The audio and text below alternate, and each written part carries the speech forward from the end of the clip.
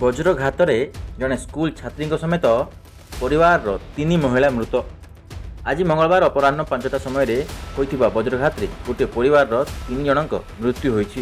ମୃତକ ସମସ୍ତେ ଧର୍ମଗଡ଼ ବ୍ଲକ ପର୍ଲା ପଞ୍ଚାୟତର ଚିତାମୁନା ଗ୍ରାମର ଲିମଗୋଛିଆ ପରିବାର ବୋଲି ଜଣାପଡ଼ିଛି। ମୃତକଙ୍କ ମଧ୍ୟରେ ଜଣେ ନବମ ଶ୍ରେଣୀର ଝିଅ ଥିବା ସୂଚନା ମିଳୁଛି। ସୂଚନା ଅନୁଯାୟୀ ରାୟଚନ୍ଦ ଲିମଗୋଛିଆଙ୍କ ସ୍ତ୍ରୀ ଗୟନ୍ତୀ ଲିମଗୋଛିଆ, ନାତୁଣୀ ଲତା ଲିମଗୋଛିଆ ଓ ଝିଆରୀ ବୋହୂ ରୂପେ ଲିମଗୋଛିଆ ନିଜ ବିଲକୁ ଘାସ କାଟିବାକୁ ଯାଇଥିଲେ।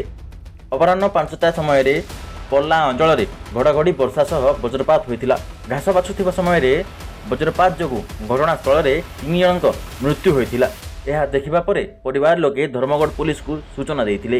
ସୂଚନା ପାଇ ଧର୍ମଗଡ଼ ପୁଲିସ ଘଟଣାସ୍ଥଳରେ ପହଞ୍ଚି ଶବ ଜବତ କରି ବ୍ୟବଚ୍ଛେଦ ପାଇଁ ପଠାଇଛି। ତେବେ ସନ୍ଧ୍ୟା ହେବାରୁ ବୁଧବାର ଶବ ବ୍ୟବଚ୍ଛେଦ ହେବ ବୋଲି ଜଣାପଡ଼ିଛି। ବ୍ୟୁରୋ ରିପୋର୍ଟ, ଫୋକସ୍, ପଶ୍ଚିମ ଓଡ଼ିଶା।